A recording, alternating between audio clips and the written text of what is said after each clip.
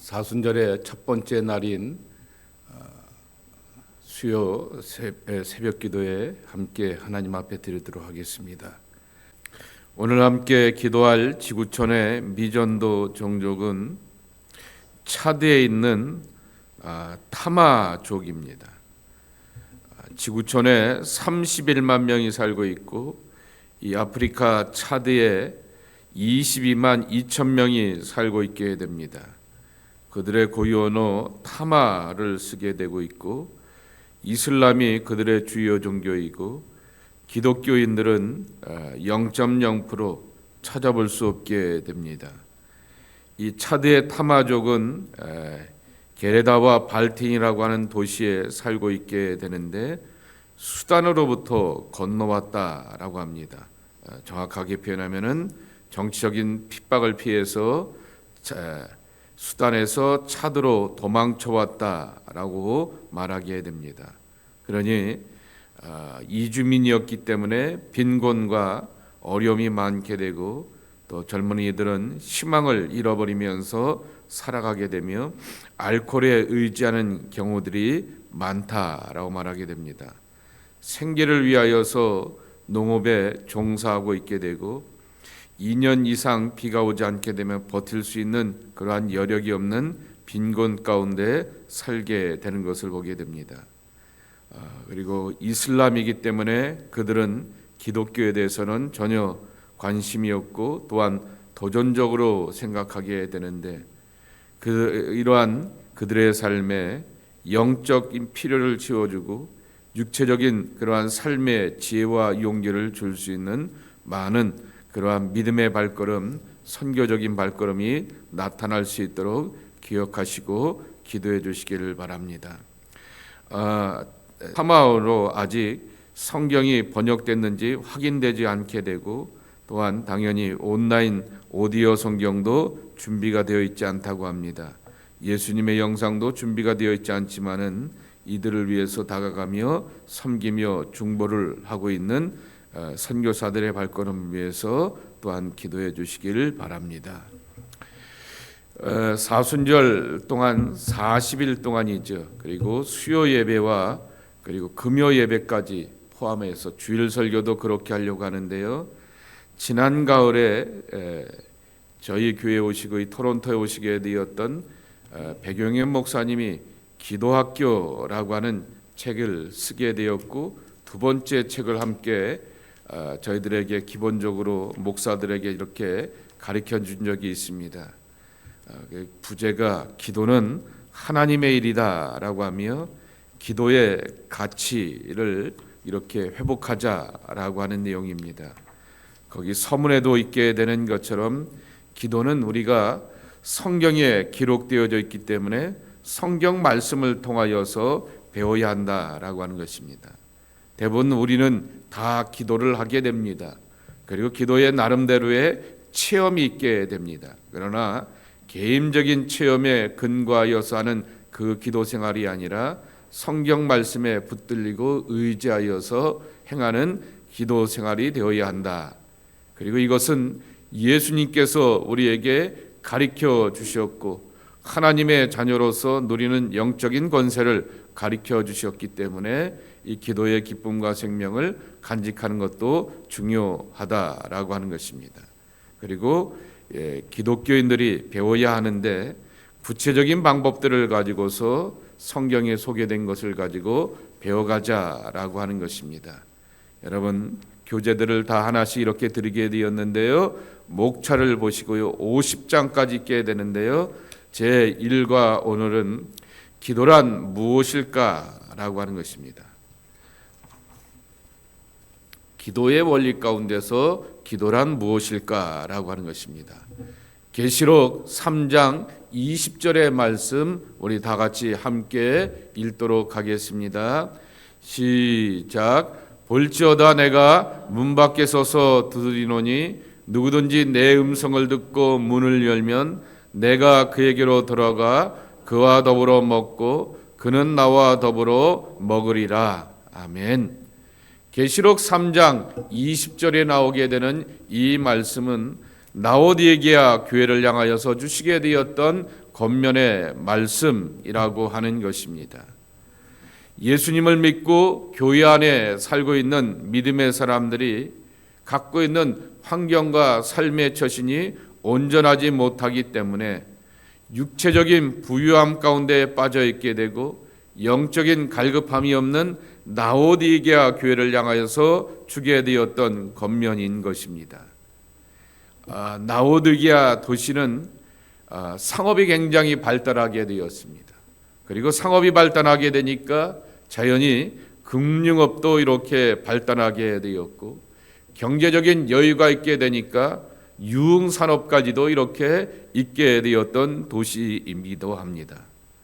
거기 그리고 라오디게아에서부터 한 10km 정도 떨어진 곳에 시에라볼리라고 하는 유명한 온천이 있어서 거기서부터 물을 끌어다 들여서 그들이 생활하게 되고 얼마든지 쉽게 마음만 먹으면 온천에다가 몸을 담그면서 쉽게 삶을 살아가게 되는 그러한 상황이라고 하는 것입니다. 그리고 그 온천물을 가지고서 안약을 만들어서 이렇게 몸을 치료하기도 하게 되었던 그러한 도시가 바로 라오디게아 도시인 것입니다. 그런데 교회는 그러한 상황 가운데서 상황을 바꿔가거나 환경 가운데 영향을 끼쳐 주어야 될 텐데 도리어 그러한 상황과 환경 가운데 영향을 받아서 그렇게 그 상황과 환경에 따라서 흔들려가게 되었던 그러한 도시가 교회가 되어버리게 되었다라고 하는 것입니다. 그때 계시록 3장 20절의 말씀을 가지고서 예수님께서 답을 주십니다. 내가 문 밖에 서서 두드린다라고 하는 것입니다. 그리고 나의 음성을 듣고 그랬습니다. 이게 사람의 음성인지 어중이의 음성인지 떠중이의 음성인지 주님의 음성인지 이것에 대한 분별력이 필요한 것이죠. 그리고 문을 여는 것은 우리들의 이러한 마음가짐이라고 하는 것입니다. 반응이라고 하는 것입니다. 그때 내가 그에게 들어가 그와 더불어 먹고 마신다라고 말씀하여 주셨습니다. 먹고 마신다라고 하는 말씀은 그리스도와 내가 하나가 되는 것이죠. 기도의 가장 궁극적인 완성, 신앙의 완성은 하나님이 내 안에 내가 하나님 안에 있는 그러한 하나됨을 경험하게 되는 것입니다. 이것은 모든 영성의 사람들이 한결같이 고백하게 되었던 고백의 내용이라고 하는 것이죠. 그리스도와 하나 되는 것, 이것이 바로 하나님의 백성들이 추구해야 될 모습이라고 하는 것입니다. 자, 첫 번째 교훈입니다. 예수님이 문 밖에 서서 문을 두드린다라고 하는 것입니다. 다시 표현하게 되면 예수님이 내게 다가오시는 것을 경험하는 것이 바로 기도의 축복이라고 하는 것입니다. 예수님이 내게 다가오는 것이지 내가 의롭기 때문에 내가 경건하기 때문에 내가 신앙생활에 남들보다 열심히 있기 때문에 신앙의 기쁨을 경험하게 되고 기도의 능력과 기도의 완성이 이루어지는 것이 결코 아니다라고 하는 것입니다. 다시 표현하게 되면은 구원의 주도권, 이니시어티브는 사람에게 있는 것이 아니다라고 하는 것입니다. 항상 예수님께 있다라고 하는 것입니다. 너희가 나를 택한 것이 아니요 내가 너희를 택하여 불러 세웠나니라고 말씀하여 주셨듯이 우리를 향하여서 다가오시면서 문을 두드리시며 우리에게 함께 하시는 예수님을 만나는 경험이 기도의 깊은 경험으로 들어가게 되는 출발점이라고 하는 것입니다. 여기 교재도 있게 되는 것처럼 이 계시록 3장 20절 말씀을 공동 번역으로 번역하게 되면 이렇게 출발하게 됩니다. 들어라, 내가 문 밖에 서서 문을 두드리고 있다. 누구든지 내 음성을 듣고 문을 열면 나는 그 집에 들어가서 그와 함께 먹고 그도 나와 함께 먹을 것이다 라고 하는 것입니다. 기도라고 하는 것은 사람이 예수님을 움직이는 것이 결코 아니다라고 하는 것입니다. 예수님께서 내게 다가와 주시어서 내가 예수님을 만나고 내가 예수님과 함께 깊은 영혼과 삶의 교제를 통하여서 예수님을 만나는 기쁨을 간직하는 것이 기도의 시작과 출발이라고 하는 것입니다. 두 번째로는 이러한 예수님의 음성을 듣고 마음의 문을 여는 것이다 라고 하는 것입니다. 누구든지 내 음성을 듣고 문을 열면 이라고 말합니다. 응답할 줄 아는 신앙이 되어야 하는 것입니다. 반응할 줄 아는 신앙이 되어야 한다라고 하는 것입니다. 바로 그럴 때 하나님의 역사가 일어나게 되는 것이죠. 아무리 예수님께서 많은 보화를 가지고 삶의 소중한 은총과 사랑을 가지고 내게 다가오셔서 문을 두드리셔도 내가 응답하지 않고 반응하지 않는다면 무용지물이라고 하는 것입니다. 그러기에 기도는 마음 문을 두드리는 주님의 음성을 듣고 내가 마음의 문을 여는 것이다 라고 하는 것입니다. 연다라고 하는 얘기는 상대방에 대한 믿음과 신뢰가 함께 이어져 온다라고 하는 것입니다. 아무개가 오는구나. 아무개가 오니까 문 열어줘서 함께 나누고 교제해야지 라고 하면서 우리가 밖에 오는 사람을 향하여서 영접하고 환영하는 것처럼 바로 그렇게 마음의 문을 여는 것은 상대방의 마음을 믿고 신뢰하며 받아들이는 것이다 라고 하는 것입니다. 하나님을 믿는다라고 하는 것은 하나님에 대한 철저한 믿음과 신뢰를 가지고 갖는다라고 하는 것을 고백하는 것입니다. 예수님께 문을 여는 것은 그분이 내 안에 들어오신다라고 하는 것을 원하고 믿고 받아들인다라고 하는 그러한 뜻을 담고 있는 것입니다. 기도는 예수님에 대한 믿음의 고백이라고 하는 것입니다.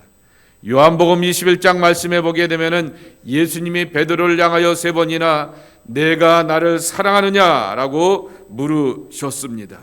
이 말씀은 베드로의 마음을 알고 싶은 것이 아니라 예수님의 마음을 나타내는 것입니다. 예수님이 베드로를 사랑하는데 그 사랑하시는 그리고 그를 회복시키려 원하시는 베드로를 향하여서 베드로가 응답하기를 원하신다라고 하는 것입니다. 지금 내 안에 예수님이 들어오길 원하시고 나와 더불어 교제하며 신앙의 하나가 되기를 원하시는데 그 주님을 향하여서 아멘 어서 오십시오 라고 하며 맞아들이고 환영하는 것이 우리의 모습이 되어야 할 것입니다. 세 번째로는 더불어 먹고 마시는 예수님과 내가 함께하는 교제와 연합이라고 하는 것입니다. 마음의 문을 열면 예수님이 들어오시게 됩니다. 들어오셔서 먹고 마신다라고 말씀하여 주셨습니다. 먹고 마신다라고 하는 말은 우리의 신앙 가운데 기쁨과 즐거움을 더하여 주신다라고 하는 것입니다. 교제하신다라고 하는 거지요. 바리새인들이 예수님을 향하여서 비난하게 됩니다. 제자들에게 예수님에 대하여서 비난을 하게 됩니다. 왜 니네 선생은 맨날 먹고 마시는 것을 더불어 즐기느냐라고 이렇게 말하게 되는 것입니다. 예수님께서 그렇게 하시게 되었던 것은 하늘나라의 모형을 우리 가운데 보여주셨던 것이죠. 그 신앙의 기쁨과 즐거움을 그렇게 경험하게 된다라고 하는 것이죠. 그래서 오늘날의 교회도 그 모형을 따라가고 있게 되는 것입니다. 교회밥이 맛있어서 먹습니까? 교회밥이 반찬이 많아서 맛있게 먹습니까? 아니라고 하는 것이지요. 교회밥이라고 하는 것이 개개 보게 되면은 기껏 해봤자 반찬 한두 가지밖에 없게 됩니다. 국에다가 김치 하나밖에 없는 것이 교회밥입니다. 그럼에도 불구하고 우리가 왜 더불어 먹고 마시며 교제하는가라고 하는 것이죠. 천국의 모형을 그리면서 그렇게 더불어 교제한다라고 하는 것입니다. 라틴어로 6월절에 파스카라고 이렇게 말하게 되는데요. 유월절의 파스카를 통하여서 맛없고 딱딱한 땅이었던 유월절의 식탁을 가지고서 생명의 식탁이 되고 거룩한 식탁이 되며 주님의 몸과 주님의 피를 먹고 마시게 되는 하늘나라 생명으로 우리 가운데 주시게 되었던 그 이유도 여기 있다라고 하는 것이죠. 지금도 앵글리칸 처치나 노만 캐톨릭 같은 경우에는 매 주일마다 성만찬이 있게 되고, 전통을 고수하는 교회들마다 매 주일마다 성만찬이 있게 되지만은 그 이유는 하나라고 하는 것이죠. 주님과 내가 하나가 되고, 그리고 주님이 내 안에, 내가 주님 안에 들어가게 되는 그 기쁨과 사귐을 확인하기 위하여서 매 주일마다 성만찬을 갖게 된다라고 하는 것입니다. 요한복음 15장 5절에 보면은 이러한 말씀이 있습니다. 그가 내 안에, 내가 그 안에 들어가 함께 거하리라 라고 말씀하여 주셨고, 너희가 나를 떠나서는 아무것도 할 수 없느니라 라고 말씀하여 주셨습니다. 이것이 하나님의 백성들이 늘 고백해야 될 믿음의 고백이라고 하는 것입니다. 우리가 왜 못합니까?